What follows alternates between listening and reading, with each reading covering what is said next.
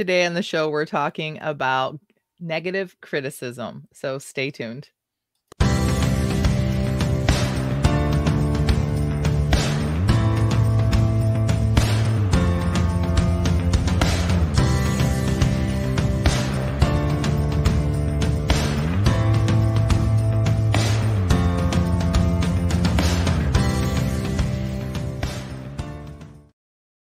Welcome to the Christian Indie Writers Podcast, where we inform, encourage, and support Christian indie writers on their journey toward publication.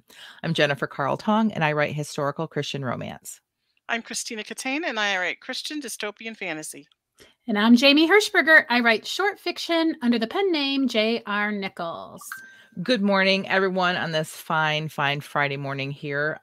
If you're listening to us live or watching us live, we appreciate everyone here that's in our chat. We have some new chatters. We also have Barbara over on Facebook chatting. I know that Barbara sometimes, I think, probably must feel lonely because most people are on YouTube.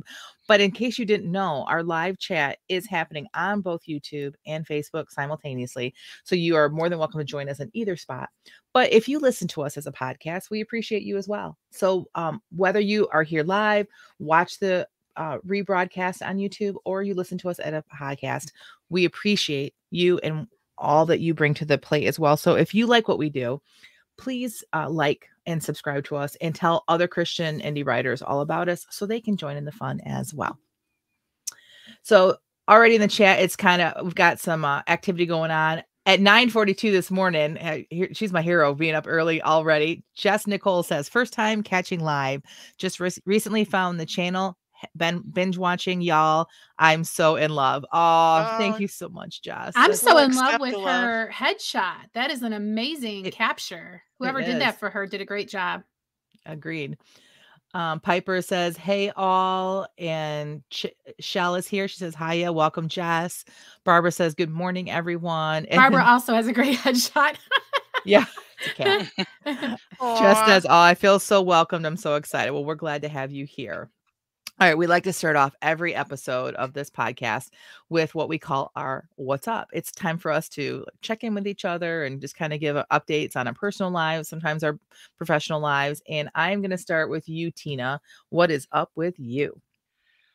Oh, there was so much going on that I was like, what am I going to talk about? Because I can't talk about it all. Right, that's how I feel. Podcast is only an hour, Tina. I know. I made a pretty big decision this week. And was it as big as your decision that you shared with us on April Fool's Day, or different? It might be bigger than that. Oh, okay. Whoa. I decided that when I'm done with this series, when I start to write the next one, it is not going to be specifically Christian fiction.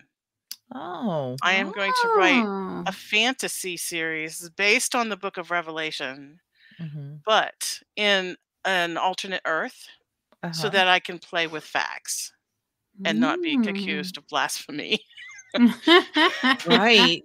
Because you think about it, like your predecessors, like Tolkien and like that, they did get blasted by people. They didn't even call it Christian, right? Like they knew, right? So like going outside of not like labeling it Christian, but still it being like your heart and your like what you believe the message is, that would probably be a really good choice.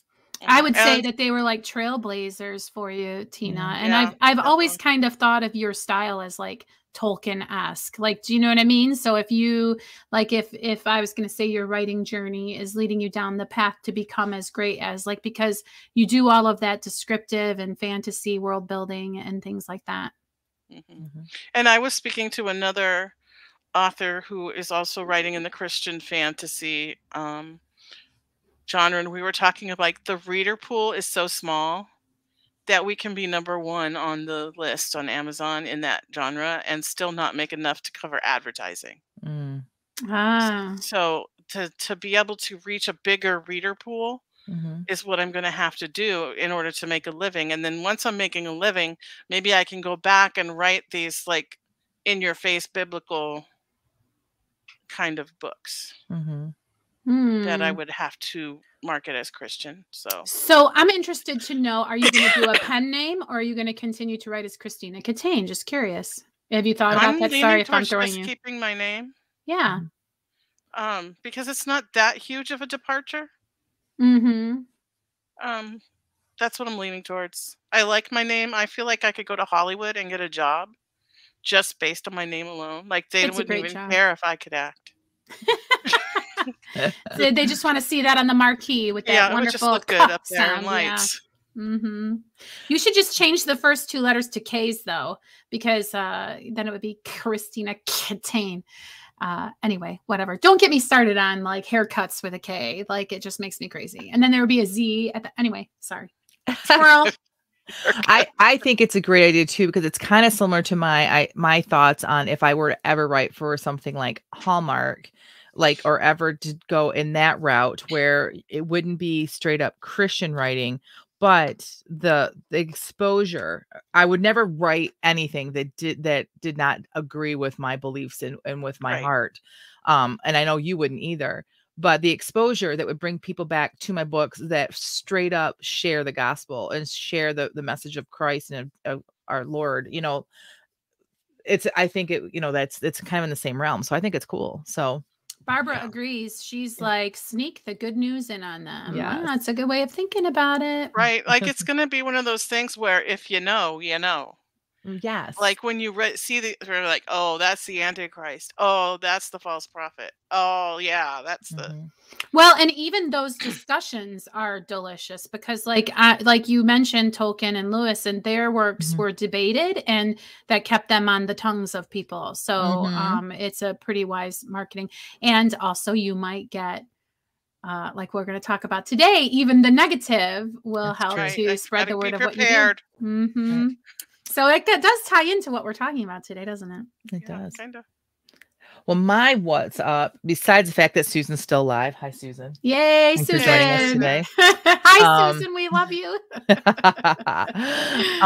Is I have actually some professional news to share. I finished my edits and got them off to the editor for book 4. Yay!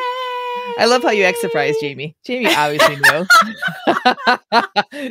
Well, you deserve to be celebrated regardless, because that is a big step to finally say it's done. Because otherwise you could look at it and tweak forever, couldn't you? Yes, of course. And it got to that point where I was going to do like one more run through. And I was just like, like and then time was kind of starting to feel like crunch. Like, I've got 2 different like possibilities when I could publish, and one is I have plenty of time for that, and the other one, if it worked out, I would try to pull off a Christmas in July thing if it worked out, but it probably won't, you know what I mean? But it's still there. So I was like, am I finding one more comma going through this again going to be worth it? You know what I mean? Like 1 or 2 more, oh, there's a missing apostrophe or whatever. So I sent it off to, for those of you who don't know, Jamie has been my editor on this series, and she's already getting chapters back to me, and I'm already making the corrections. And so, yeah, it just feels really good to be able to say that after all this time. Right. So, yeah, because that's the next step on your journey to publication. The 4th book in the Love and Lansing series, right? Yes. Available now. And supposed to be, and supposedly the final one, but I was telling Jamie that I may not be. I am moving on to the next series, but there may be some more. I may be coming back and revisiting these people a little bit. So we'll see. All right. Shell says her what's up. Indie Fantasy Addicts Summer Reading Challenge is on. So lots of reading and reviewing. Oh, girl reads fast too. She was like, oh, I finished another one. And we're like, another one. Right. Jess Nicole says, I haven't published yet, but I was at a conference recently talking about wanting to write Christian fiction and sweet romance. And the advice I got was just keep branding tight. I feel like we need another pen names episode coming up here, because advice has gotten so different and diverse since the last time we talked about it. Anyway. Shell says, Tina, I've come across quite a few authors doing that in the fantasy sphere, and I love it when I find those hidden gems that inspire my faith. Yep. And lots of congrats for me. Thank you, everybody. Piper says, what's up? Still recovering from a plague. Working on book 4 in a series. Decided I need to off a character. Yes. Hurt those characters. Celebrating Gremlin's 7th birthday today. Oh, happy birthday, Gremlin. All right. Jamie, what is up with you, sweetheart? All right. Well, before I get into my what's up, I just want to remind everybody to pray for Rhonda, our fourth host, who has not been able to join us for the past few weeks. She's having some considerable health issues, and I know that she covets and appreciates your prayers. If you have a way to reach out to her, I know she loves all of that as well. So don't be shy with the reach out and love. We love you, Rhonda. Miss ya. Okay. And so my what's up is interesting because usually I like to compare the words of the Stoics with the words that are found in the Bible, because I've been fascinated by the parallels and how they were kind of on the right track about things. But today, as I was looking up, I wanted to talk about handling criticism. And I knew that the Stoics had, because a lot of people turn to Stoicism in order to do kind of like attitude improvement and life improvement, in a self-help sort of a way. And the Stoics are like, fix yourself, right? And so it was interesting because I of course always go back and forth which quote I want to pick, but they were all kind of like this one. What is to be prized? An audience clapping? No more than the clacking of their tongues, which is all that public praise amounts to. Clacking of tongues. And so all of the advice is kind of like, who cares what other people think? And, when you consider the people who are criticizing you, you should think about, like, is this someone whose opinion even matters to me? Because when I look at their character or whatever, I don't admire them. So why am I letting it get to me? And that seemed to be everything that I found from the Stoics.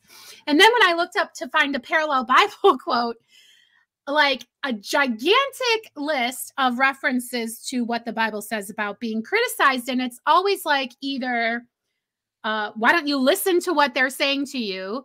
Or don't be the one to criticize people. Like there was no like, oh, well, they think they're so great. And so it's interesting to me because obviously the Stoics didn't know all like Bible, whatever, just intuitively. Some of it had to be a really fresh idea to them. Mm-hmm. And it was interesting because I was looking at these verses. And so the one I want to share, just because I'm like, wow, it's from the ESV, Proverbs 27, 5-6. Better is open rebuke than hidden love. Faithful are the wounds of a friend. Profuse are the kisses of the enemy. Whoa. I love that verse. That is one of my favorites, honestly. Like, wow. Profuse are the kisses of the enemy. Like, snap. I just had this conversation with my husband yesterday in that some friends of ours, or long story short, like I would rather be surrounded by people that are going to be honest with me, even if it hurts, than to constantly like be the right person. Oh, like, oh, you're fine. Oh, I can't believe they said that to you. Like being supportive when I possibly could be in the wrong. And I told my husband, I have such a great, everyone knows about this podcast. They know that we're writers, but what they don't see is the accountability that the four of us have. The fact that like, when we come to a meeting, if we have a burden and we share it, like we are there for each other, but we're also the people that'll say, wait a minute. Like, you know what I mean? Like there have been times that Jamie has had to say to me that I was wrong. Right. And you have to have people around you that listen to you and love you, but love you enough to tell you the truth. Right. And I just told my husband yesterday that you ladies are that for me. So. Yeah, same Z's, because a lot of times, I mean, like, would we have gotten across the finish line with any of our writing goals if we weren't there to just kind of remind each other, hey, you're a writer, exactly. Writerly things over here, for example. But it was interesting too, because as we were developing the outline for today's episode, we kind of come around full circle to be like, so I just found it interesting that it followed the same pattern of when we were discussing how today's episode was going to go. My little journey of trying to figure out how we're supposed to handle criticism, biblically. Do you see what I'm saying? Because I don't want to give away too much of what we're going to be talking about in just a few minutes here. Jess says, yes, lacking that in my writing life. Cherish it for sure. Yes. You know what, Jess, this is part of the reason why we started this podcast too, is because we knew that people out there, when we started our writing careers, we didn't have each other. And by the grace of God and by the pushing of Rhonda Hagerman, like we became a writing group because we met through Nano.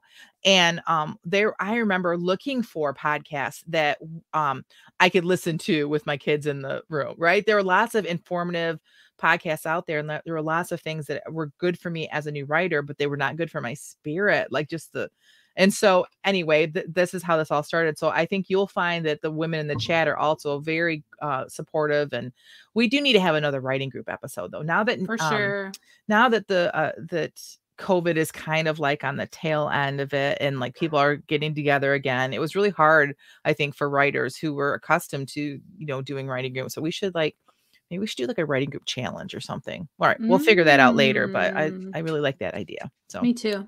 But that was really good, Jamie. I really appreciate that, because it not only was it insightful to me, but we also are talking about that today. Today's topic is handling negative reviews. And whether you're published or not, you're going to face it one day. If you're going to put something out there, any kind of art, but especially writing, you're going to face negative reviews. Now, ladies, do you have any experiences with negative reviews? Yes. Go ahead, Tina. You can go first. Well, and you guys are glitching a little bit for me, so I don't know if it's like my internet connection. So you'll have to let me know if I am. So far, so good. But I haven't. It's kind of weird because I'll get a 4-star review, but then they'll put some criticism in the review. So I guess I can't say that they were negative reviews, because I've never got one below 3 stars. And I've only gotten a couple 3 stars. They're all 4 or 5 stars. But there was one beta reader, or not beta reader, it was an ARC reader, who messaged me and said she couldn't leave a review for me because of some problems that she found in the book. Wow. And she couldn't be more specific, other than there was an H missing at the end of one of the names. I have the name Hannah in the book. I don't know, a lot of times, because it's one of the characters, and the H was missing off the end of one of them. But other than that, she couldn't really tell me. And so I went through, I really did go through and look, and I found one named Hannah that had the H missing, but I really couldn't find anything else that she said that she saw. And that's so frustrating.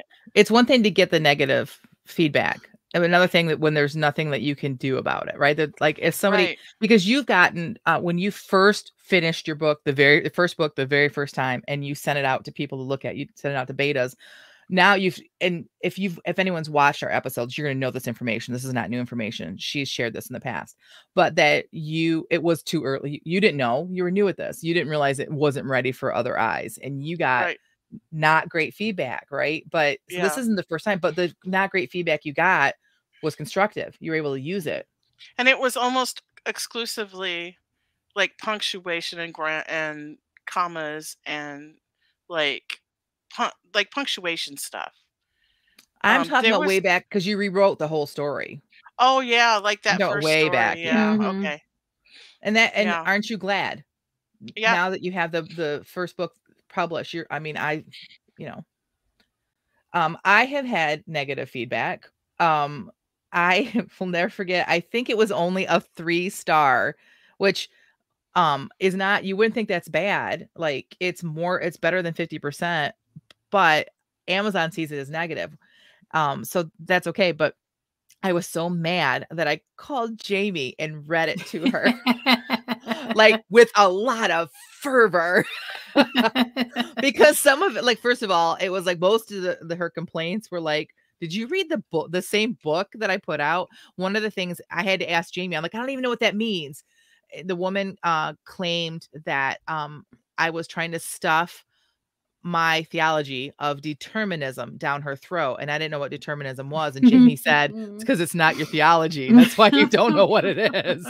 And so, but that's what I did. I called my friend and I vented, and she listened, and she let me vent, and she was like, yeah, like kind of like encouraged me to vent. And then we got past it, and then we're like, all right, let's look at this. And then we got past it. Right. You remember that, Jamie? I do. I do. How about you? Have you ever gotten any negative reviews? Yes. And you guys will probably remember this scenario, but I'm going to be careful how I talk about it because of reasons. But I wrote a story about men who ride motorcycles, and the back of the book is very clear that these are not good guys and they do bad things. And I got criticism that I was being a stereotyper and that I was like making, all bikers out to be bad dudes or something like that. And I should know better about not every biker is a bad guy.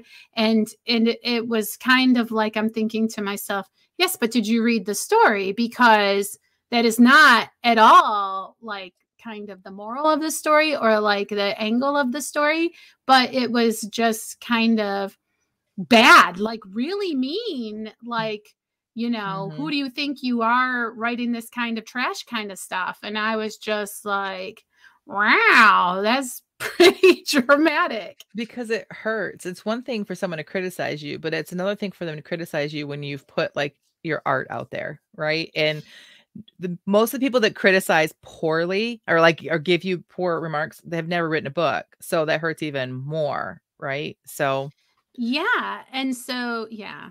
Piper yeah, go ahead. Piper says, I got a 1-star on Goodreads where the reader was upset partially because my shapeshifters aren't even werewolves.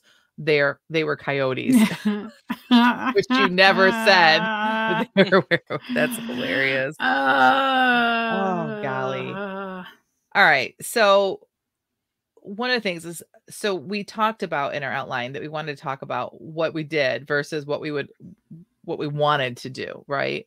I would have loved if I saw a 3-star and I just kept moving, right? Don't read it. But then again, there might have been something in there I needed to hear. So I read it, right? But I actually read my reviews. Some people say, oh, I never read my reviews. I do. Do you guys read your reviews on Amazon? Yeah. Well, and Goodreads too. Yeah. I would like to talk about how I handled my situation, because reading Piper's, it sort of feels similar. And we talked about this when we were brainstorming about this episode, Jen, how if someone came up to you and or you overheard somebody say, that Jamie Hirschberger is the worst pumpkin I've ever seen, you would just be like, that sentence makes no sense. And you would not absorb that. And you would just be like, that is completely ridiculous because I'm not a pumpkin. I'm a human being.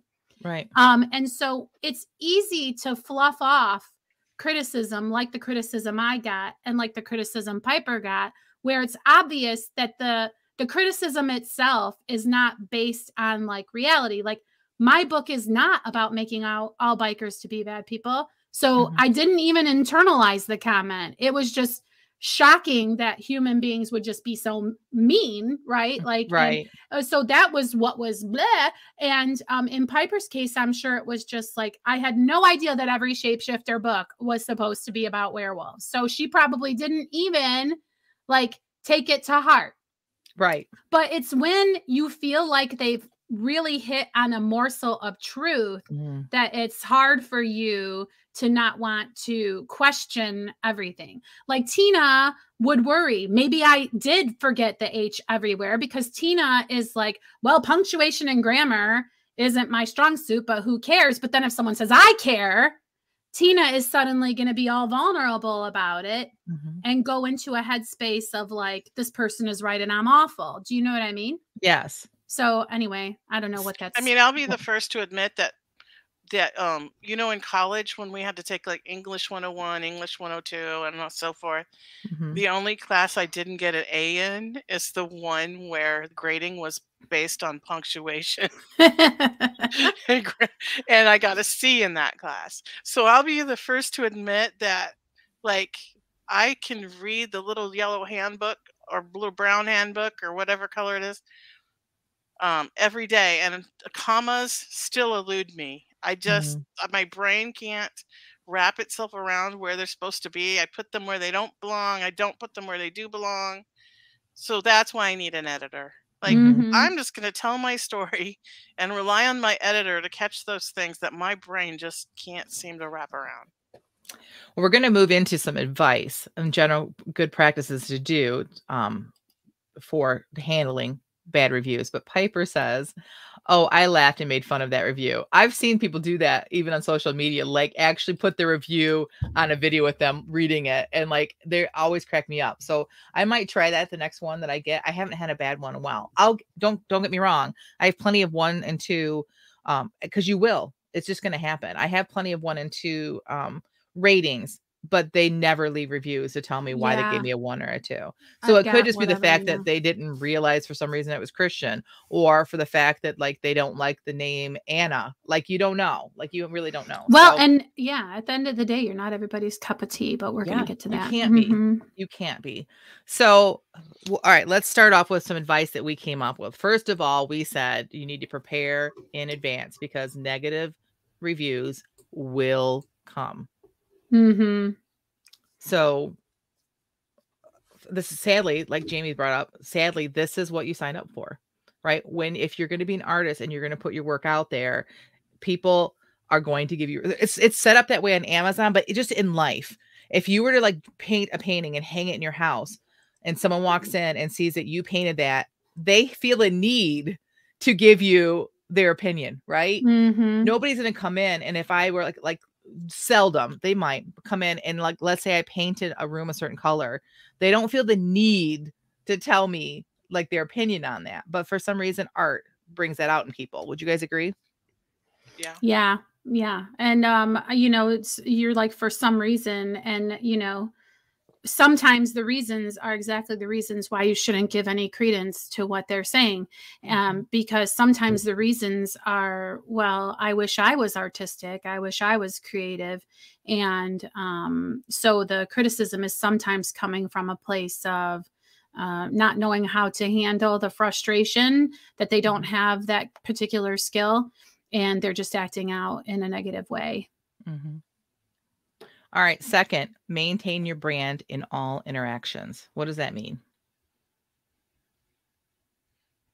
That means call your friend and say all of your stuff instead of like blasting it to the universe so that people can say, that's not a very loving and Christian way to respond to a review.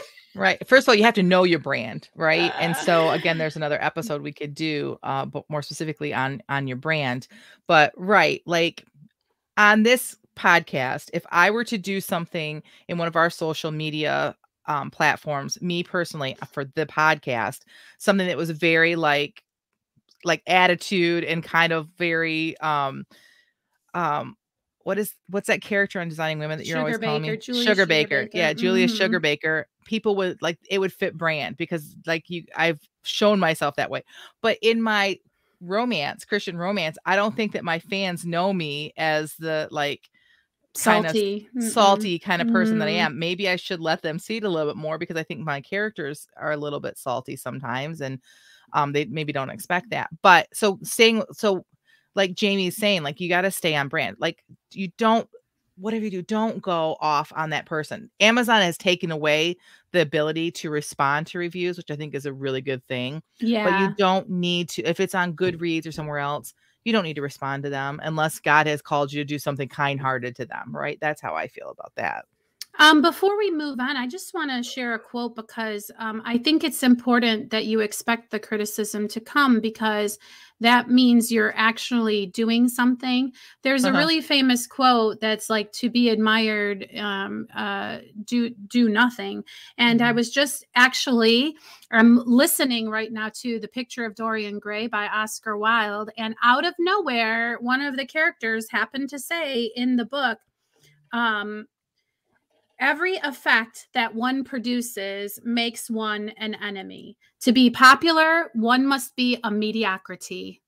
And I was like, snap. How timely is that? Because that section of the book just happened to come up in conjunction with this time that we are talking. So I wanted to share that with everybody.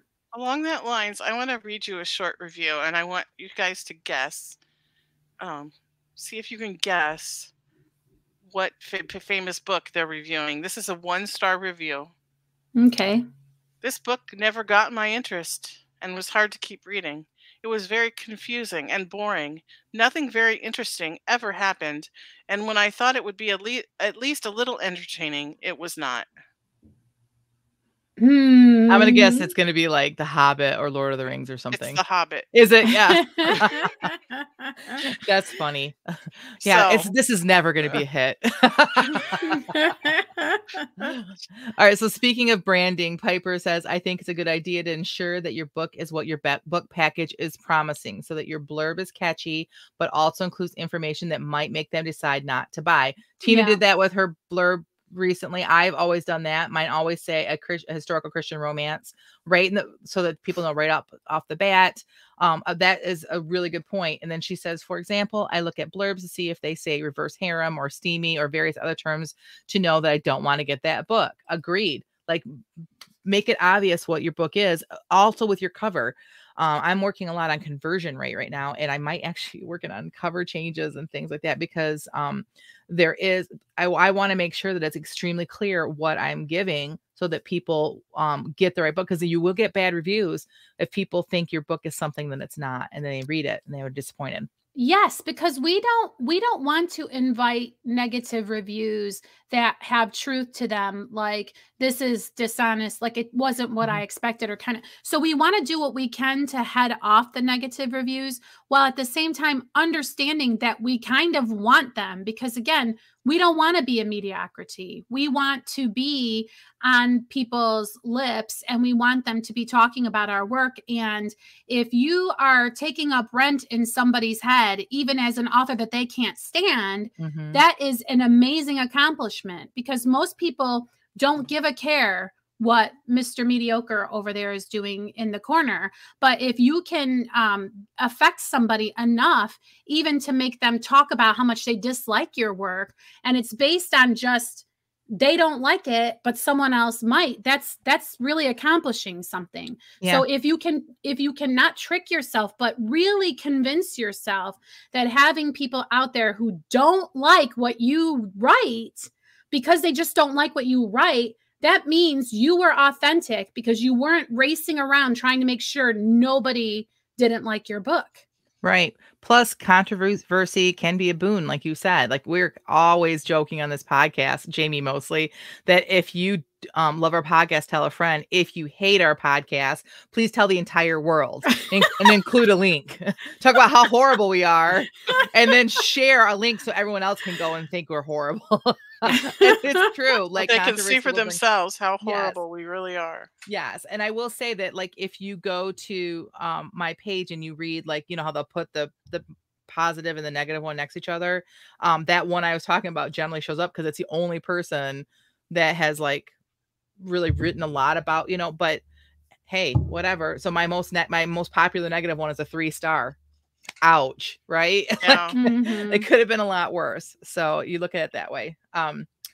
Ooh, okay, so good, here, Piper, this is great because you're moving us into our next part of our outline. Piper should just be, like, on with us today. Piper says, also, I will look at negative reviews to see why someone else didn't like a book. If there are no negative reviews, have any people not friends with the author read the book? Exactly.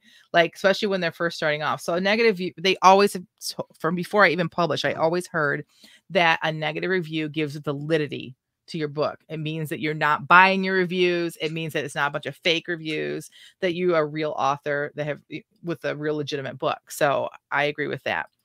So what you're saying is I need to go out and find people that will leave negative reviews. No, it'll happen, sister. Trust me, it'll happen. But so what if, so that kind of moves us into, like, there are some positives to having negative reviews. Also, what if the criticism is valid? Let's talk about that for a minute. Right. See, because that's what the Bible is saying. The Bible is like, better to have a friend who will tell you to your face that your work needs work than a slew of strangers or a slew of fake friends to tell you your work is tremendous when really it could use some help. So, like, anyway, I just found it amazing how here we are full circle to exactly how we had our outline working. Yeah, exactly. So if someone gives you, like, a 1-star because your book is, like, riddled with grammatical errors, or maybe more than one person says that, then we're independently published, right? it's very easy for us to go in and fix those errors and then just re-upload. Your book does not, I don't know if you guys know this, but your book does not go off sale when you make edits. The original book will stay on sale, and it just seamlessly, once they accept all your edits, it seamlessly then switches over to the other one. So you're not going to lose sales. You're not going to lose any sort of standing when you do that. You can, Amazon especially will let you make changes until the cows come home. They don't care, right? So you can make, unless you make more than 10% changes, and punctuation would not be 10% of your book, but more than 10% changes, then you can stay published under the same ASIN and everything. You don't have to make any major changes. So it doesn't hurt you to go in and make these corrections if there's valid reasons for the negative review. And that's the benefit of print on demand, is that if you fix it, the next book that's printed is going to have the correction. Yes. Yes. And I think the trick of it is to learn how to discern what is an authentic thing that like, obviously if someone says, what a ridiculous pumpkin, I can reject and rebuff that.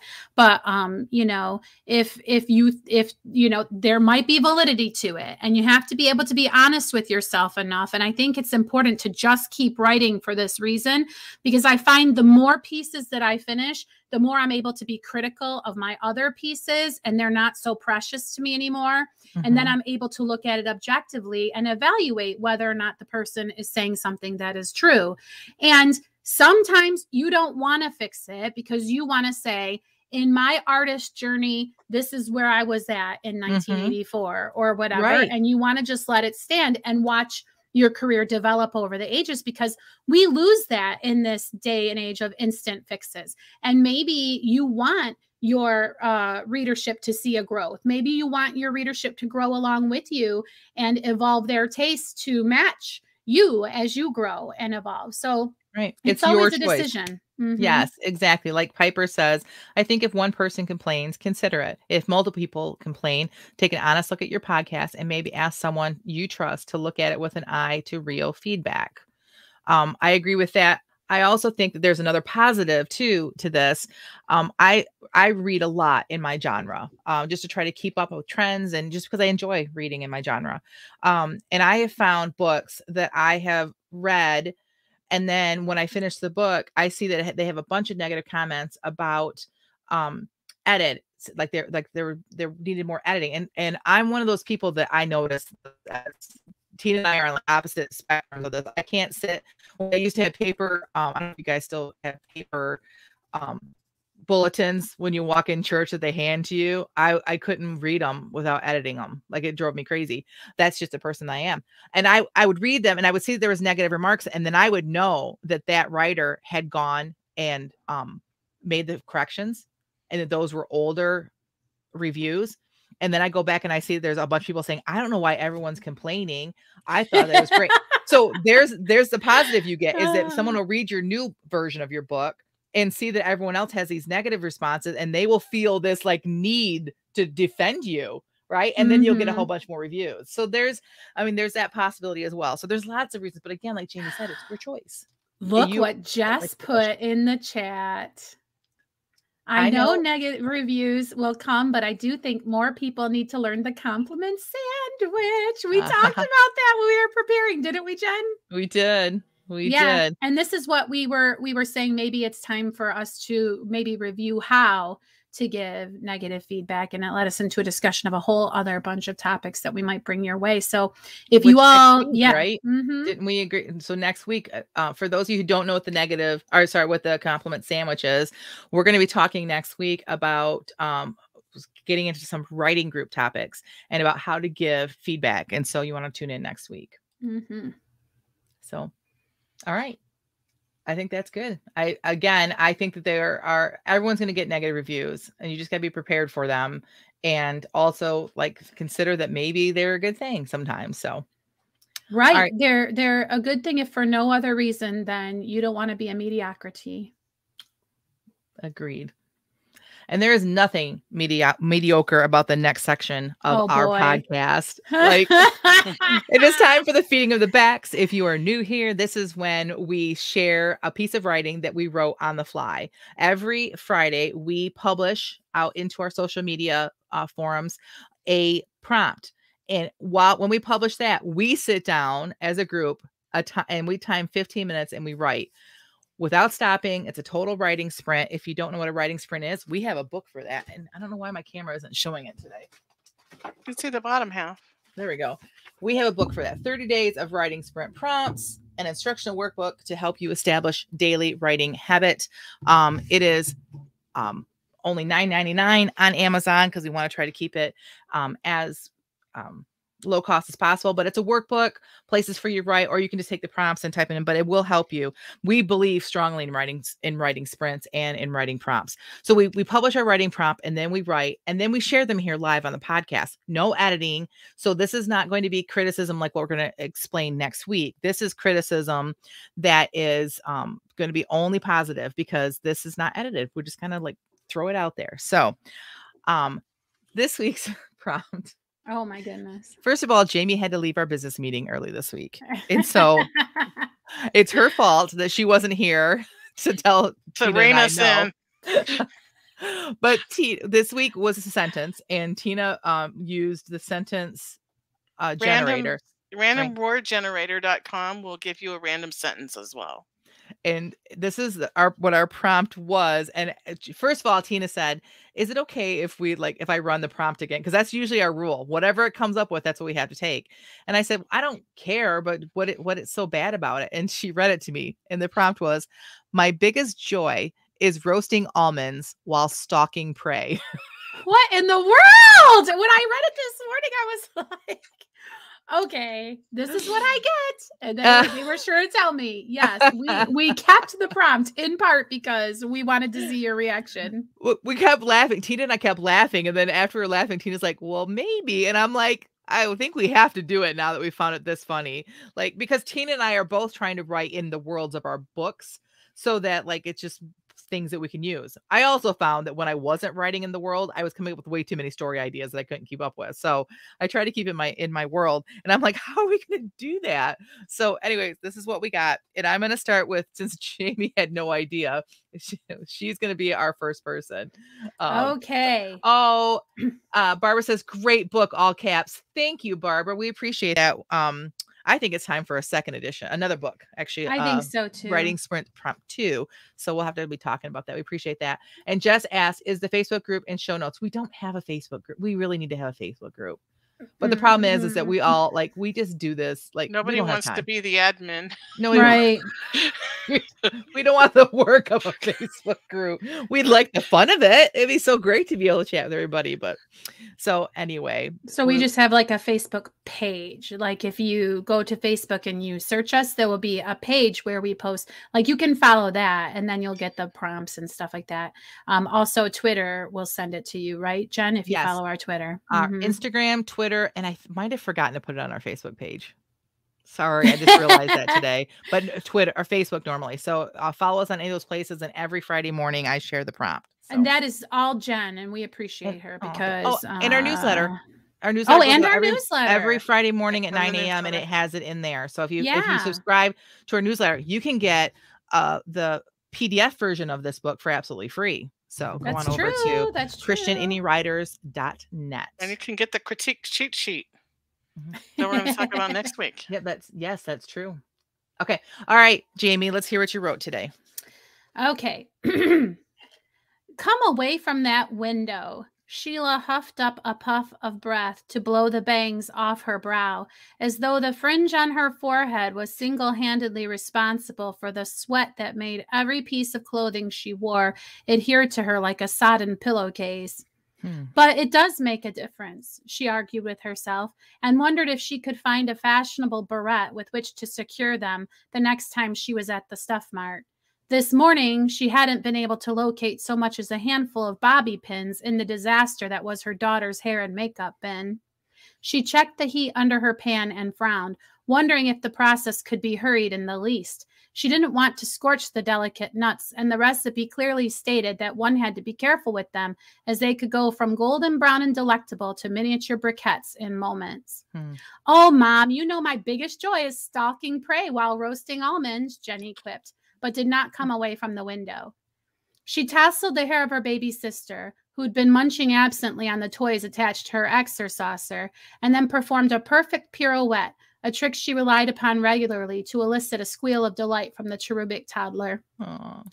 The baby shrieked, and Jenny smiled in a mission-accomplished way. Sheila sighed.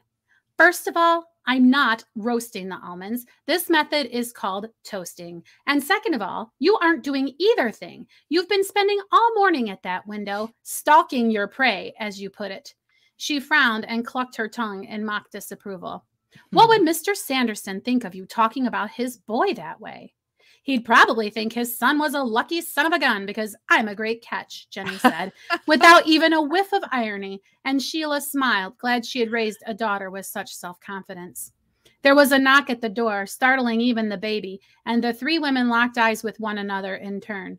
You expecting someone? Sheila hissed, conflicted. She wanted to adjust her appearance before opening the door to company, but was sure the almonds were at a critical point in the method. Not me. Jenny pressed a hand to her chest, then looked suspiciously at the baby. What, you think Millicent invited someone around? Sheila would have laughed were she not so disconcerted about the unexpected guest. Get on over there and see who it is. I can't answer the door looking like this, Jenny whined, and Sheila rolled her eyes, thinking for not the first time that day how her daughter would look amazing dressed in a flour sack. You look fine. I can't go. I'm roasting the almonds. Toasting, Jenny corrected, rolling her eyes. She put her eye to the peephole, then retreated, slapping a hand to her mouth. It's him. Him who? Sheila was starting to see the desired color on the nuts and had to bite back a curse of frustration. My prey. Your what? Without saying another word, Jenny swiped a hand over her hair before flinging the door open. Why, Joel, how nice to see you. Sheila smiled again at her daughter's ability to somehow chirp and purr at the same time. I had no idea you were in town, but then I guess your big fancy school must offer breaks now and again. Good to see you, Joel, she said, nodding toward the young man. Won't you stay for supper? Time's up. First of all, great name for a character. Let's hope that he's not going to be supper.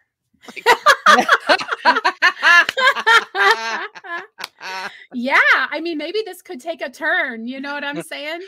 This could be like cannibal fiction or something. This could. Oh my goodness, Tina.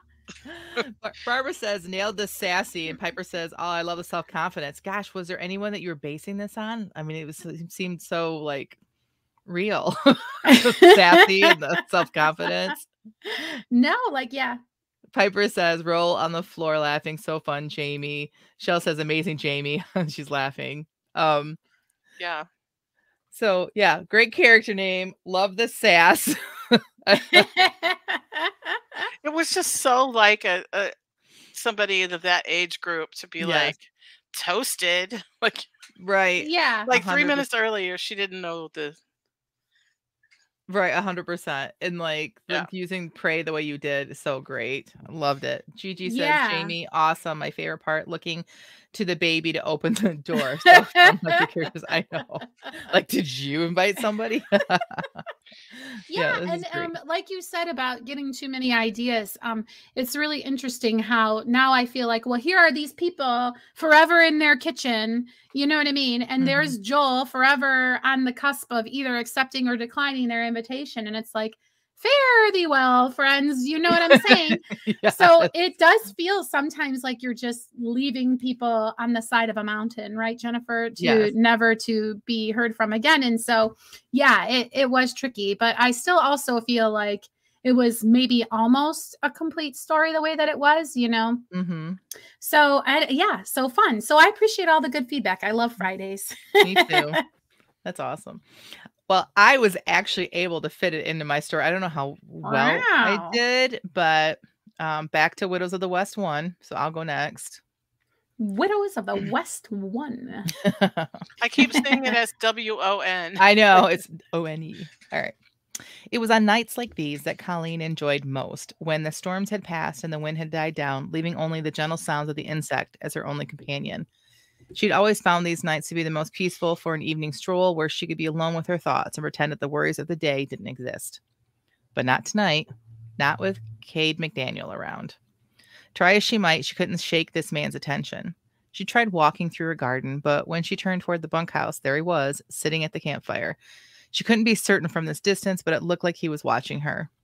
Colleen moved to the front porch where Cade's back would now be turned toward her, but when she looked his way, he had moved his chair and was facing her direction again.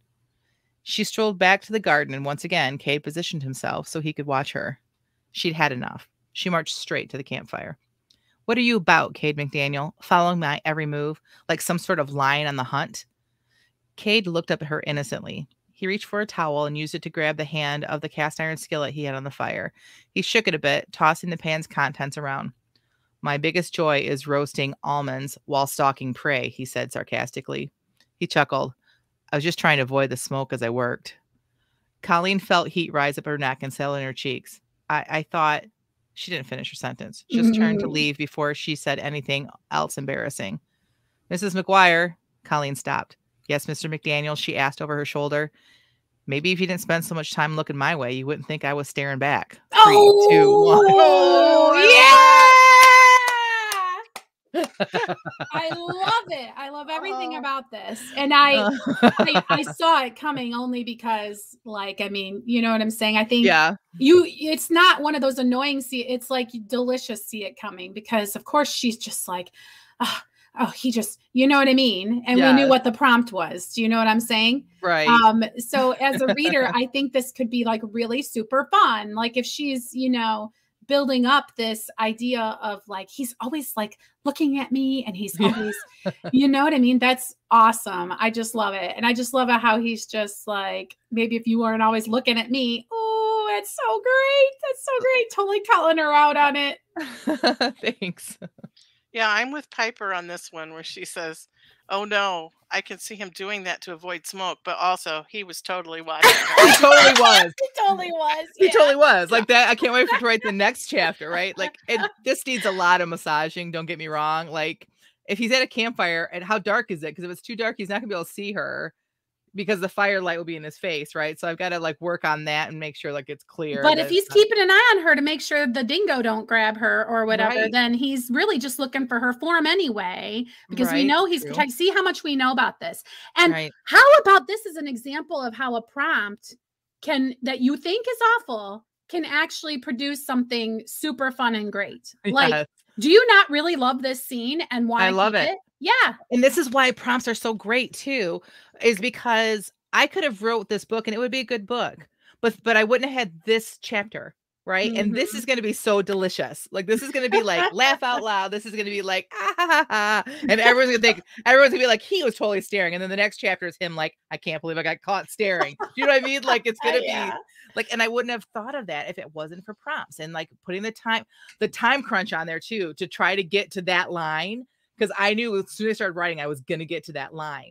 And so like, there are things I would have liked to have put in there, and I'll go back and do that. But like that whole like speed of getting to there was like, it helps. I really do think it helps. So, yeah.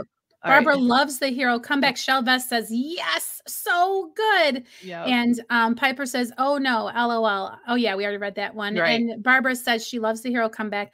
Gigi says, Jen, oh snap, I love Colleen. You have developed this character to perfection. Yes, I agree. And Barbara is agreeing with Piper in the comments. So it's awesome. Thank you, everybody. I really appreciate it. All right, Tina. First of all, before you read yours, were you able to write in your world, or did you have to? I wrote in my next world for my next series. I'm writing it. So that's awesome. And because the struggle for you was the almonds, right? Because and I totally took the coward's way out. I'll admit it in the beginning, and it was really a struggle not to like go to Google and start looking at like names of pieces of equipment and stuff.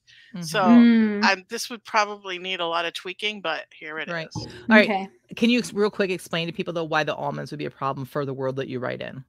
Because it's set in the Pacific Northwest, where almonds are not indigenous or whatever. Yeah. And it's kind of like a society that doesn't have technology anymore. So there's no store to go buy almonds at. Right. What I'm saying. So, although in the next series there would be, so that's why I went to the next one. All right, before you read real quick, because I don't want to lose this one. Barbara says, I didn't get to do the sprint, but still got a flash of, oh yeah, for a villain in my book. Yay! Yay, that's awesome. That's awesome. All right, Tina, let's hear it. Okay. My biggest joy is roasting almonds while stalking prey. What the heck are you talking about? I was just testing whether you were listening to me or not. I'm hearing what you're saying, but you're wasting your time, Nicholas sighed. He probably, sorry, that's really awkward. This is Nick. That was not Nicholas saying, I'm hearing what you're saying. Nicholas sighed. He probably was wasting his time, but he had to try and keep trying until he either got results or he didn't want to think about the or. Look, I know you think you've found the key to the next step in human evolution, but this is dangerous. Peter looked up from the viewfinder his face had been glued to for the last 20 minutes. You're just a scared old man, Peter replied. Nicholas flinched at the barb. It was still a sore point to him that his employer had fired most of the staff in his age bracket and hired all these new people, who quite honestly looked like children to him. He often had to bite his tongue to keep from blurting out, What are you, 12? I know you're scared of change, but not all change is bad, Peter went on as he picked up his toolkit and headed for the cell door. I'm not scared of change, Nicholas insisted. I'm just telling you. We don't have enough data yet on who or what this creature is. We don't know what the consequences of doing this are. Peter entered the airlock, cutting off all communication until he was out the other end and into the cell. Nicholas watched through the thick glass partitions as Peter walked up to the creature, who stood in the center of it. The bracelets at its wrists and ankles glowed with a blue light, and its wings were tethered with electrical strips, lined with the same blue lights. Peter pulled a syringe from his bag and began exploring the creature's forearm, which was shaped much like a human's, except its width was that of the thigh of a sumo wrestler. The creature opened its eyes, glowing in the dark cell and sending shafts of light wherever it looked. Don't do this, the creature said with a voice that sounded like rushing water. Listen to your friend. Peter ignored the creature, pulling the fluorescent liquid from the creature's veins, then quickly heading back to the airlock. Nicholas could see the fear in the boy's face, and that's what he was, really, a boy. When Nicholas thought back to where he was in life at 21, and then the timer went off. Oh my gosh. Oh my word, Tina. I cannot wait for this book. Oh my word. Okay, first of all, the creature, and then when the creature spoke, like I literally got goosebumps, like because it's called a creature, but it's clearly not just a creature. Like that is so good. Yeah. And I didn't even mind that you like took the coward's way out with the sprint prompt. Thanks. Yeah, I really wanted to know like what the guy was going to be looking in to like extract DNA. I really wanted to put that little bit in there that it was a DNA sequencer or whatever. Right. For the story, but I couldn't think what it was called, so I just kept going. But you can go back and do that later. Right. So that's awesome. So I want to know how sprinting it out like that, Tina. So you didn't waste your sprint time. Would you say that it helped you to do like what? Or were you just overall aggravated by the time limit today? Or are you happy that it was a sprint? Did anything? Well, it kind of helped me to get the bones of what I want this part of the story to be. Down on paper. And so that I can go back and like flesh it out and draw it out, and like maybe it won't start maybe in this particular spot. Maybe it'll start with like the firing of all the people and like he's the only one left because nobody will agree to do what they're asking them to do. So like I can still play with all those ideas, but I have this scene was what was in my mind like for the last few days about them extracting DNA from this angelic being. And now it's there. And they're going to use it to alter the DNA of the babies that they're creating in the eugenics lab. Yowza. Good stuff, Tina. Shell says, wow, Tina's so good. Piper says, Tina, deep dive into CRISPR technology. LOL. CRISPR, like the refrigerator? That's where I ended up with my series. I have no idea what that means, but I'm going to go look it up.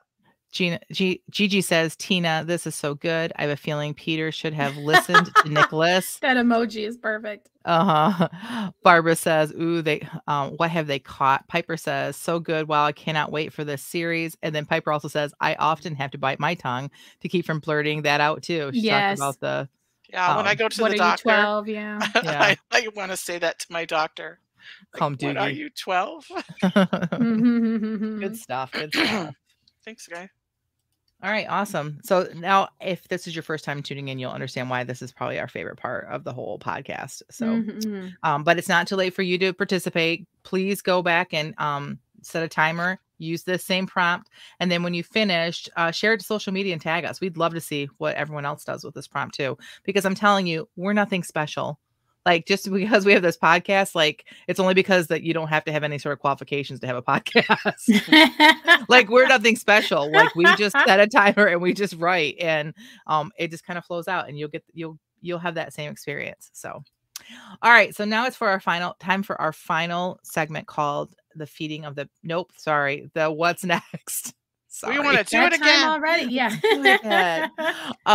It's what's next. So just like we start off every episode with a what's up, we end every episode with what's next. What's going to be happening between now and our next podcast. So Tina, let's start with you. What's next for you?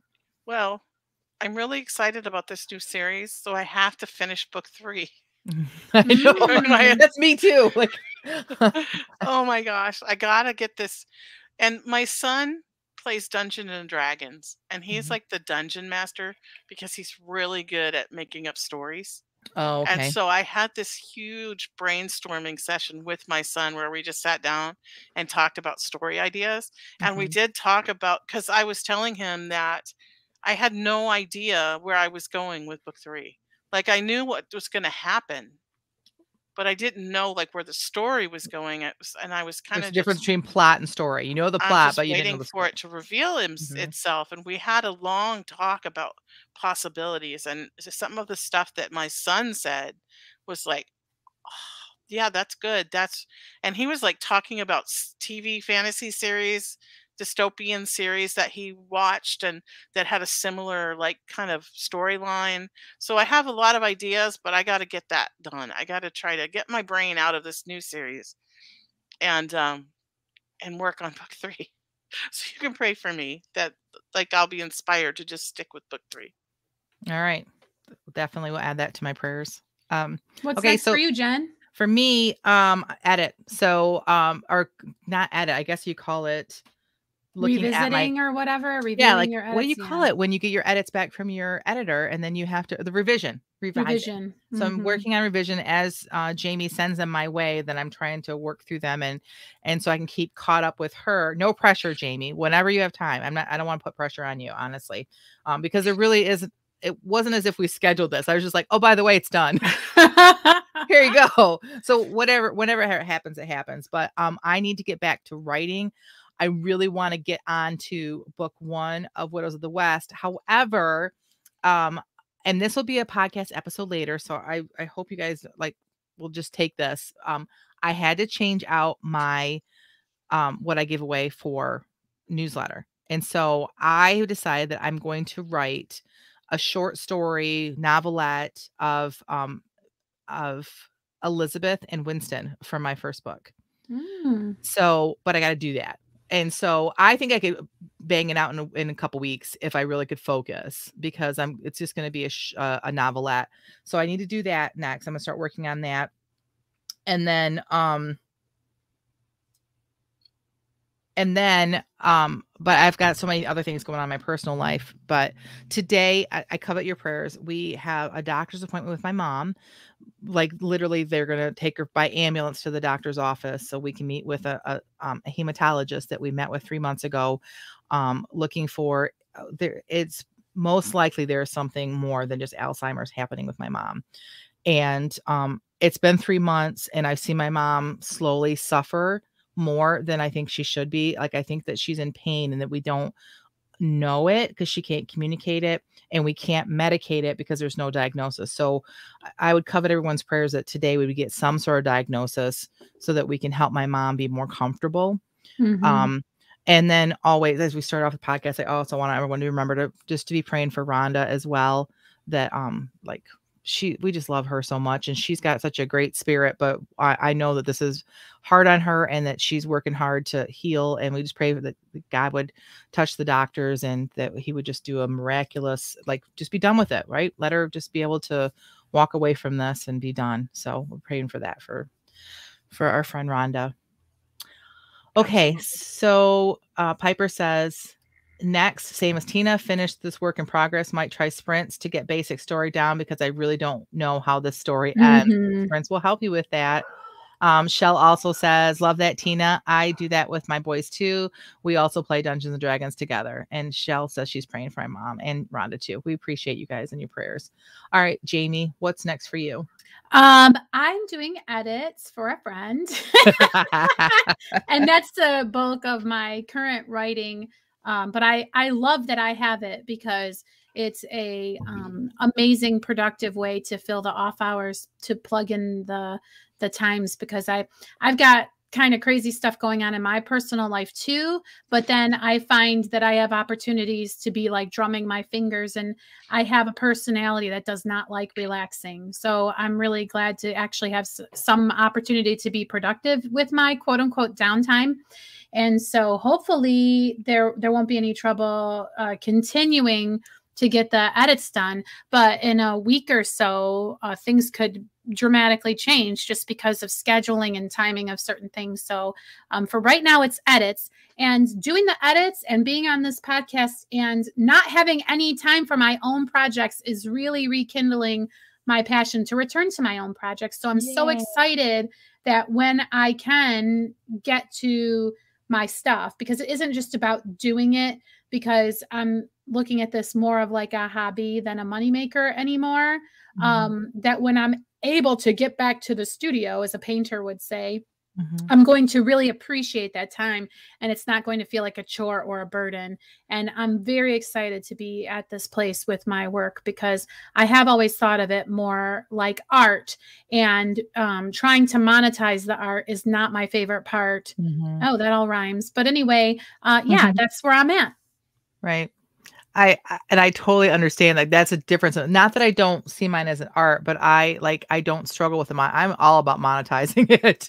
But I'm taking an advertising class, and I told Jamie off camera that, like, when she gets this point that she ever wants to monetize, she's going to hate every minute of this. Like, I feel bad. Like, she's going to hate it. It's all about crunching numbers and about like tweaking this and that and all these little things that who cares? Let's just write another book, right? So I hear you, sister. I really do. Jess's what's next is plotting beginning a series to fit my current work in progress into later, and praying for you all. Oh, we appreciate that, Jess.